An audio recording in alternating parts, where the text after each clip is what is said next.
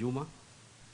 And I just want also to welcome you to Mombasa, because for the next 3 days we'll be having interactions, and the discussions that we will have during this period will definitely inform national policy. Ladies and gentlemen, I'm greatly honored to welcome you to our 33rd annual seminar, which ironically is my last major CBD event. I am presiding as your chair. Allow me, therefore, to take this opportunity to thank you most sincerely for your support, which you have given me for the last 2 years in my council. And this is now the time. I'm sure when you go out there, you will see a lot of posters. We're also going through elections. I want to implore you, even for those who are campaigning and the members, take time, of course, to interact with all the candidates. We have one vacancy for the chair, which is being contested by 2. We also have 3 vacancies for the council members. And I know in the afternoon we'll have a very specific time so that we can interact with our members. ICPAK is a professional organization. And as we campaign, I just want to make sure and implore you to do it in a very peaceful manner, because we are known to be a profession of honor. Ladies and gentlemen, the choice of Mombasa as the host county for this year's annual seminar is remarkable in many ways. Once we maintain the rich tradition of the annual seminars, and secondly, and perhaps more importantly, Mombasa and revolved prominence among other institutes, CBD events, owing to its consistency, quality of topics, and speakers, as well as being a platform for networking and exchanging ideas among professionals, whether in private sector, public sector, and private practice. From a modest inaugural seminar in 1984, the seminar has grown in leaps and bounds to occupy a platinum position among seminars in the country. It is enlightening to note that this year we expect to host 2,300 delegates. A big round of applause. This is a very big improvement. I know last year we had 2,000 delegates.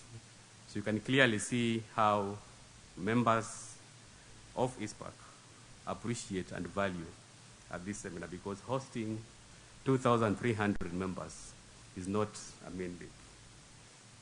This signifies the importance attached to this premier event by our members and consumers of accountancy services. After 39 years of existence, I can now confidently say that our institute has finally come of age. You need not to be reminded that with the maturity that goes with an almost 4 decades lifespan comes increased responsibility for the greater good of all concerned and for our country. We play a significant role in public policy, and any opinion that we give as ICPAK to national and county governments is something that is taken seriously. We have participated in various public policy initiatives in the finance bill, and I want to appreciate the fact that the opinion of ICPAK on financial matters is highly respected. I think we deserve a big round of applause for that.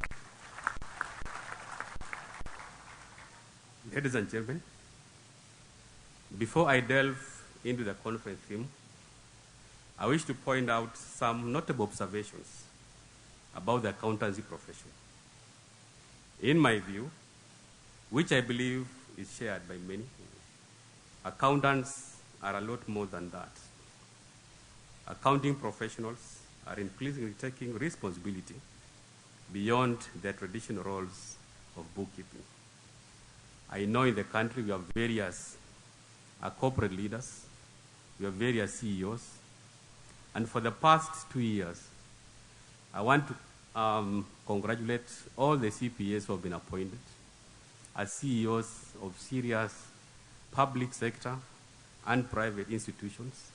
And this is something, again, that we appreciate, that ICPAK is actually producing more than just bookkeepers. This is something, members, we are very proud, and will continue making sure that when it comes to appointments in public sector and also in the county government, we make sure that the CPA brand is highly recognized. I've had discussions with the county governments so that all those county governments which don't have CPAs as CECs in charge of finance, they take cue so that we can have our members to lead the finance institutions. In fact, when you look at the report from the Control of Budget, you'll clearly see those counties which are led by CPAs. They have a very clear, significant difference in terms of budget controls and accountability. So this is something I believe is value addition, and we will continue to make sure that accountants are recognized and appointed to those positions. Ladies and gentlemen, as technology continues to make accounting procedures more efficient, these responsibilities include line management, business strategy, workplace productivity, revenue and profit maximization, and related activities.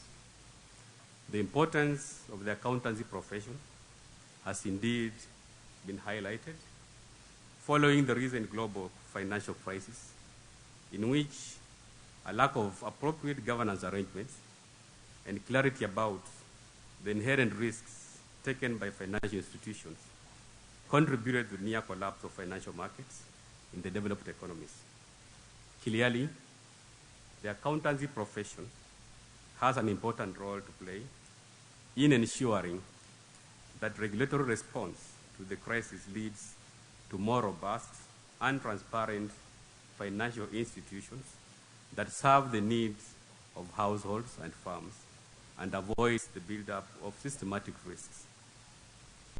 With regard to the theme of this conference, which is professionals as vanguards of public good, introspection from the accountancy profession, the importance of this conference and the theme provides an opportunity to the participants to reflect on their role as gatekeepers of public good. The hallmarks of our profession lie in restricted entry, specialization, expected code of behavior, continual learning, and safeguarding public interest. Members of the profession, such as accountants, work in most sectors of the economy and society, providing critical services that aggregates and communicates the results of enterprises and organizations both in public and private sector. As such, professionals occupy a revered position, and the public relies on their advice and reports, which definitely gives them confidence